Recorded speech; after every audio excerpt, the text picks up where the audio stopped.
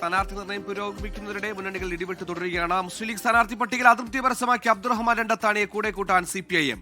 അബ്ദുറഹ്മാൻ രണ്ടത്താണിയെ പുകഴ്ത്തിയും പ്രഖ്യാപിച്ച സീറ്റുകളിൽ മാറ്റം വന്നേക്കുമെന്ന് വ്യക്തമാക്കിയും CPIM പോളിറ്റ് ബ്യൂറോ അംഗം A. വിജയരാഘവൻ രംഗത്തെത്തി. ലീഗിലെ അസംതൃപ്തി അനുകൂലമാകുമോ എന്ന് നോക്കുമെന്നും വിജയരാഘവൻ പ്രതികരിച്ചു. അത് MLA ആയിട്ടുണ്ട്. MLA ആകുക മാത്രമല്ല, ലീഗിന്റെ പ്രയാസ ഉണ്ടായ ഘട്ടങ്ങളിൽ, ലീഗ് ഡിഫൻസീവിലും ബാക്ക് ഫുട്ടിലും ഇരുന്ന ഘട്ടങ്ങളിൽ മുസ്ലിം ലീഗിനെ ഏറ്റവും കൂടുതൽ പ്രതിരോധിച്ച് മുസ്ലിം ലീഗിന്റെ വക്താവായി കേരളീയ പൊതുസമൂഹത്തിൽ വന്നിട്ടുള്ളതാണ്. അദ്ദേഹം അസംതൃപ്തനായി എന്നത് ചെറിയൊരു കാര്യമില്ലല്ലോ. ഇടതുപക്ഷ ജനാധിപത്യ മുന്നണിക്ക് ഈ തെരഞ്ഞെടുപ്പിൽ കൂടുതൽ MLA-മാരെ കിട്ടാൻ സഹായകരമായ ഒരു പശ്ചാത്തലം എവിടെ രൂപപ്പെട്ടു വന്നാലും അതിനെ ഉപയോഗപ്പെടുത്തുന്ന ഒരു നിലപാട് ഞങ്ങൾ സ്വീകരിക്കും. ഒരു സംശയമില്ല, ലീഗിന്റെ അല്ലെങ്കിൽ UDF-ന്റെ ജില്ലയിലെ പൊതു സ്ഥാനാർത്ഥി നിർണ്ണയത്തിൽ വന്നിട്ടുള്ള അസംതൃപ്തി ഉണ്ട്. ആ അസംതൃപ്തി ഇടതുപക്ഷത്തിന് അനുകൂലമാക്കാമോ എന്ന് നമ്മൾ പരിശോധിക്കുമല്ലോ. അതേസമയം LDF സ്ഥാനാർത്ഥിയായേക്കുമെന്ന റിപ്പോർട്ടുകൾ അബ്ദുറഹ്മാൻ രണ്ടത്താണി നിഷേധിച്ചിട്ടില്ല. ലീഗിൽ ഉറച്ചു നിൽക്കുമോ എന്ന ചോദ്യത്തിന് അബ്ദുറഹ്മാൻ രണ്ടത്താണി പ്രതികരിച്ചുമില്ല. ഞാൻ ആ സാഹചര്യമൊക്കെ ഫേസ്ബുക്ക് പോസ്റ്റിൽ തന്നെ വിശദീകരിച്ചിട്ടുണ്ട്, അത് പറയേണ്ടതില്ല.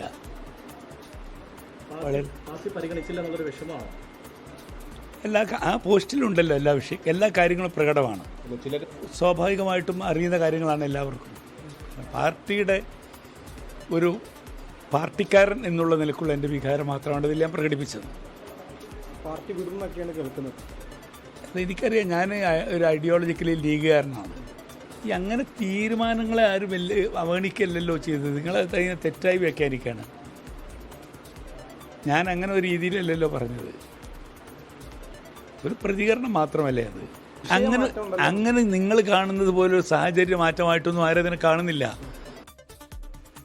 അതേസമയം താനൂരിൽ മന്ത്രി വി. അബ്ദുറഹ്മാൻ മത്സരിക്കില്ല. സ്ഥാനാർത്ഥിയാകണമെങ്കിൽ മണ്ഡലം മാറണമെന്ന നിലപാട് ദീപക് ധർമ്മടം കോഴിക്കോടും ചെയ്യുന്നു. ദീപക്, DD പറഞ്ഞതുപോലെ 2011 തൊട്ട് 2021 വരെ പുല്ലൂരാണെങ്കിലും താനൂരാണെങ്കിലും മാറി മാറി മത്സരിച്ചാലാണ് അബ്ദുറഹ്മാൻ രണ്ടത്താണി. ഇപ്പോൾ രണ്ടത്താണിയുടെ പ്രശ്നം PMS സമീർ എന്ന സ്ഥാനാർത്ഥി മാത്രമാണോ, അതോ മത്സരിക്കാൻ സീറ്റില്ലാത്തതാണോ? അതുകൊണ്ടാണോ ഒരു CPM-ലേക്ക് ഒരു പ്രവേശം നിലയ്ക്ക് കാര്യങ്ങൾ ഇപ്പോൾ മാനിക്കപ്പെടുന്നത്, അത്തരത്തിൽ കാര്യങ്ങൾ നീങ്ങുന്നത്? CPM സ്വതന്ത്രനായി അല്ലെങ്കിൽ LDF സ്വതന്ത്രനായി അബ്ദുറഹ്മാൻ രണ്ടത്താണി ഗോതയിൽ ഉണ്ടാകുമോ എന്നാണ് നമുക്ക് ഈ ഘട്ടത്തിൽ മനസ്സിലാക്കാൻ കഴിയുന്നത്. അല്പം മുമ്പ് CPIM-ന്റെ അവൈലബിൾ സെക്രട്ടേറിയറ്റ് ചേർന്നിരുന്നു. പോളിറ്റ് ബ്യൂറോ അംഗം വിജയരാഘവനാണ് അതിൽ പങ്കെടുത്തത്. അതിൽ കൃത്യമായ ഒരു തീരുമാനമെടുത്തിരിക്കുന്നത് UDF-ൽ ഉണ്ടായിരിക്കുന്ന അന്തഛിദ്രത്തെ കൃത്യമായി രാഷ്ട്രീയമായി ഉപയോഗിക്കുക എന്നുള്ളതാണ്. അതിൻ്റെ ഭാഗമായി രണ്ടത്താണിയുമായി ചർച്ചകൾ ഔദ്യോഗികമായി തന്നെ ആരംഭിച്ചു കഴിഞ്ഞു. രണ്ടത്താണിക്ക് മുൻപിൽ കൃത്യമായ ഓപ്ഷൻസുകൾ വെച്ചു കഴിഞ്ഞു എന്നുള്ളതാണ്. നമുക്ക് ലഭിക്കുന്ന വിവരമനുസരിച്ച് വള്ളിക്കുന്ന്, തിരൂരങ്ങാടി, താനൂർ 3 മണ്ഡലങ്ങൾ രണ്ടത്താണിക്ക് ഏത് വേണമെങ്കിലും സ്വീകരിക്കാം എന്നുള്ളതാണ് നിലപാട്.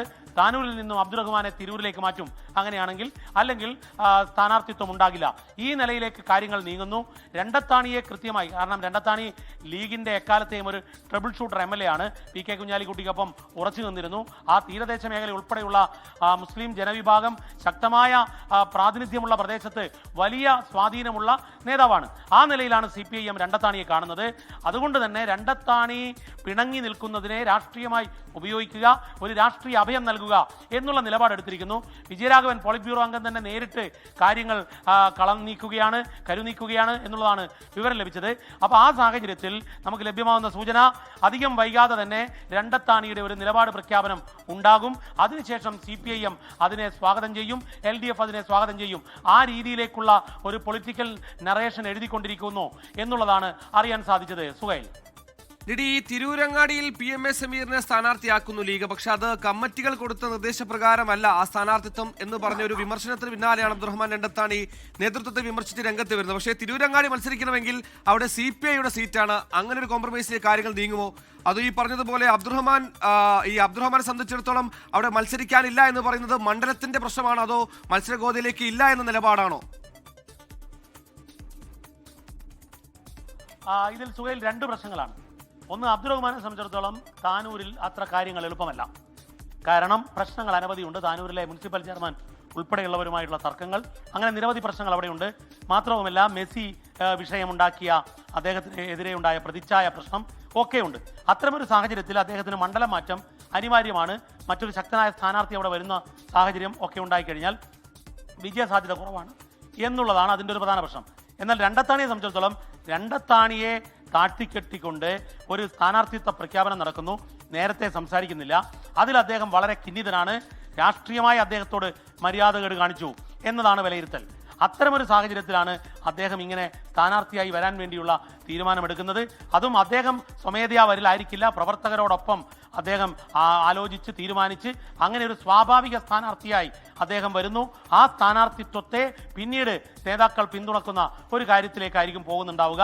അതായത് ഇടതുമുന്നണി ഒരു സ്ഥാനാർത്ഥിയായി ഇദ്ദേഹത്തെ പ്രഖ്യാപിക്കില്ല, രണ്ടത്താണി സ്ഥാനാർത്ഥിയാകും, രണ്ടത്താണിക്ക് പിന്തുണ ഇടതുമുന്നണി നൽകും എന്നുള്ള ഒരു രാഷ്ട്രീയ നിലപാടായിരിക്കും വരാൻ പോകുന്നതെന്നാണ് നമുക്ക് ലഭിക്കുന്ന സൂചന. സുഹേൽ, എല്ലാ മുന്നണികളിലും അതൃപ്തിയുണ്ട്. അത് മുസ്ലിം ലീഗിലുമുണ്ട്. ഒരു സ്ഥാനാർത്ഥിയെ ചൊല്ലി ഒരു തവണ MLA അബ്ദുറഹ്മാൻ രണ്ടത്താണി കളം മാറുമോ, ഇടത് സ്വതന്ത്രനായി മത്സരിക്കുമോ എന്നുള്ളതിനാണ് ആകാംക്ഷ. ലോകത്തെവിടെയായാലും ഏത് സമയത്തും 24 വാർത്തകളും ഓഗ്മെന്റഡ് റിയാലിറ്റി പാക്കേജുകളും എക്സ്പ്ലെയിനറുകളും വിശദമായി കാണാൻ ഞങ്ങളുടെ യൂട്യൂബ് ചാനൽ നിങ്ങൾക്ക് സബ്സ്ക്രൈബ് ചെയ്യാം.